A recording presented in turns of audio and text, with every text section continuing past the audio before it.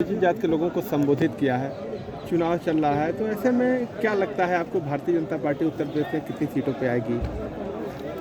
Bharatiya Janata party जो पिछले हम सीट पाए थे उससे कम नहीं होगी, ज़्यादा हो सकती है।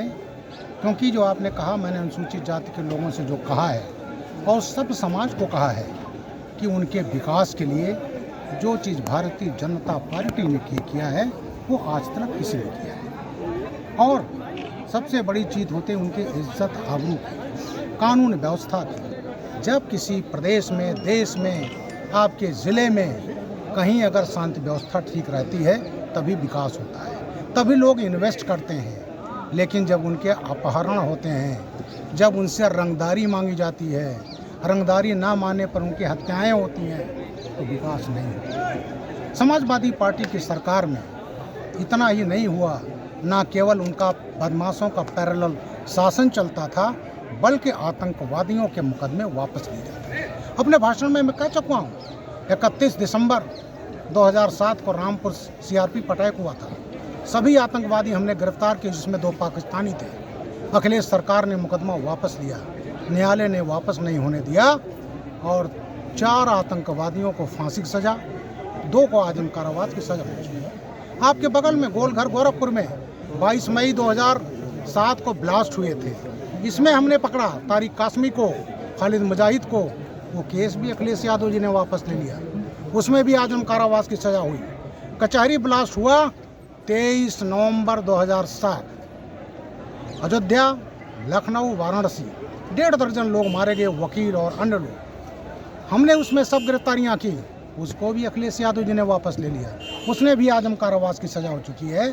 तो मैं ये कहना चाहता हूँ कि ये सरकार ना बदमाशों को संरक्षण देती है और उस चीज़ को अखिलेश जी ने दोहराया है जिनके पिताजी किया करते थे।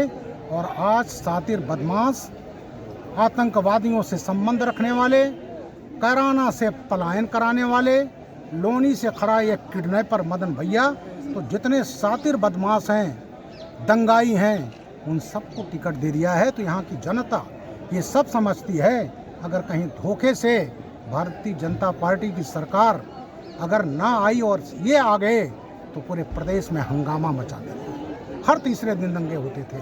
आज योगी आदित्यनाथ की सरकार में कहीं दंगे हो रहे हैं? कहीं नहीं हो रहे हैं। शांति सुरक्षा स्थापित है।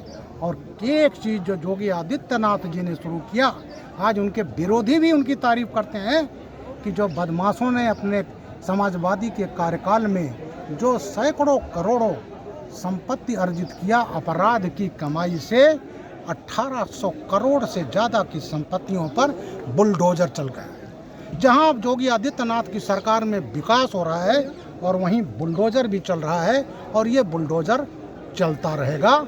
इसलिए हमें विश्वास है कि इस प्रदेश के लोग भारतीय जनता पार्टी को विजयी बनाएंगे। अभी पश्चिमी उत्तर प्रदेश में जो ट्रेंड रहा, मैं तो SSP मेरठ भी रहा हूँ और एक नब्ज की पकड़ रहती है, आगरा में रहा हूँ। आपकी जो फर्स्ट पेज चुनाव हुआ है उसमें जो BSP का भी कोर वोट बैंक था, जिसको जाटो और चमार कहते हैं, खासकर जाटो, उन्होंने देखा कि BSP को वोट देना अपना वोट खराब करना है, उन्होंने भी भारतीय जनता पार्टी को वोट दिया है। क्योंकि समाजवादी पार्टी सरकार में जो सबसे ज़्यादा उत्पीड़न जो करते हैं वो समाजवादी पार्टी के लोग करते हैं। इसलिए 2019 में समझौते के बाद भी दलितों ने अखिलेश यादव को वोट नहीं दिया था। तो उत्पीड़न ने दलित कभी भूलता नहीं। इसीलिए दलित अब समझ गया है कि उसे केवल और केवल जो उसके लिए सुरक्षा कर सकती है, उसका विकास कर सकती है, और जो योजनाओं में उसको लाभ मिला है, चाहे घर हो, चाहे शौचालय हो, चाहे मुफ्त अनाज हो, चाहे दवा हो, कोई भी चीज़ हो, वो दिया है तो केवल भारतीय जनता पार्टी ने दिया है।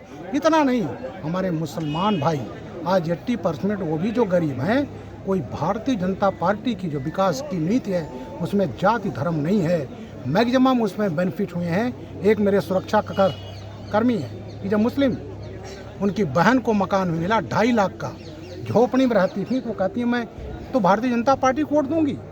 3 तलाक जो हमारी मुस्लिम बहनों के लिए कलंक था, हलाला कलंक था, अगर उनको सम्मान दिया, इसको ख़त्म किया है तो नरेंद्र मोदी जी ने किया है।